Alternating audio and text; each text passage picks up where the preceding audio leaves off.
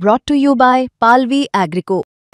पालवी ॲग्रिको, भारताचा पहिला AI तंत्रज्ञानावर आधारित B2B आणि B2C ई-कॉमर्स प्लॅटफॉर्म. शेतीसाठी जे काही लागणार थेट तुमच्या बांधावर पोहोचणार, मोबाईलच्या एका क्लिकवर. मुळामध्ये हा शनिवारवाडा मराठा सम्राट पेशव्यांचा मुख्यालय होतं.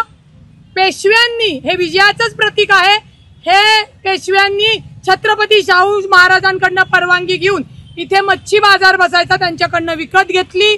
आणि ही जी काय मजारच्या विषयी ते काल बोलले की कुणी येतं, मजार बांधतं, हिरवा रंग देतात, हे करतात, तर ही मजार मी आज पूर्ण जबाबदारीने सांगते, 1936 पासून असलेली मजार एक खासदार येतात आणि असं वक्तव्य करतात, हे त्यांना अशोभनीय आहे. ज्या हिंदुवादी संघटनांनी जिथे ते आंदोलन केलं त्यांनी की त्यांना लोकशाहीने अधिकार आहे, त्यांच्यावर पोलिसांनी गुन्हे दाखल केले असते. हे जे काही वातावरण त्यांनी बिघडवलं आलं आहे. आणि काल जे म्हणत होते फक्त हिंदूंना शनिवारवाड्यात परवानगी द्यायची, मला तुमच्या माध्यमातून सांगायचंय, मेधाताई, तुमच्या बापाचा शनिवारवाडा नाही, हा आमच्या बापाचा म्हणजे छत्रपती शिवाजी महाराज यांचा आहे.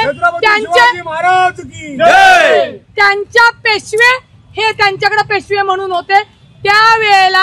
अजून जर इतिहासात मी मागे गेले तर अनेक पुरावे घेऊन येऊ शकेल. जर पोलीस यंत्रणा खासदारबाईला खतपाणी घालत असतील तर खासदारबाईसह पोलिसांना सुद्धा कोर्टात खेचील. कारण का पोलीस असो, मंत्री असो किंवा सर्वसामान्य लोक असो, हे संविधानात आणि कायद्यानुसारच चालतात. बुरखा घातली म्हणजे ती मुसलमान भगिनी आहे, तिने समजा तिथं ती चादर टाकून तिने असं केलं, काय शनिवारवाड्याला संरक्षणाचा धोका निर्माण झाला?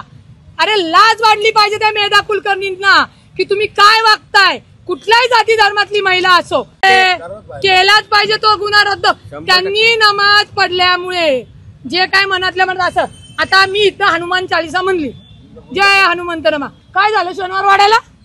काय झालं? पडलं का? मग नमाजानी काय पडले का?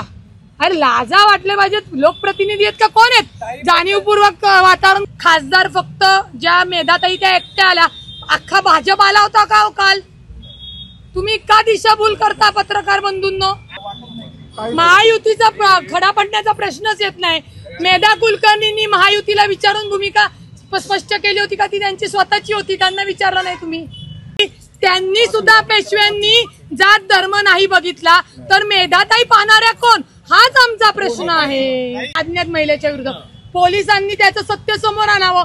असंही असू शकतं की महिलांना बुरखा घालून तिथं त्या कृत्य करायला, आणि बरोबर वर्ण कसं काही शूटिंग होतं, वर्ण कशा काय मेधाताई येतात, सब प्लॅन हे हळूहळू बाहेर येईल. त्यांनी जे काल म्हणलं की फक्त हिंदूंना परमिशन द्या, हे कायद्याच्या विरोधात आहे. त्याच्यामुळे त्यांच्यावर जर गुन्हा पोलिसांनी नाही दाखल केला, पोलिसांनाही मी नोटिसा काढेल. मला म्हणायचं आहे की सर्व जाती धर्मातल्या लोकांचा हा शनिवारवाडा आहे, मेधा कुलकर्णीच्या पप्पांचा शनिवारवाडा नाही.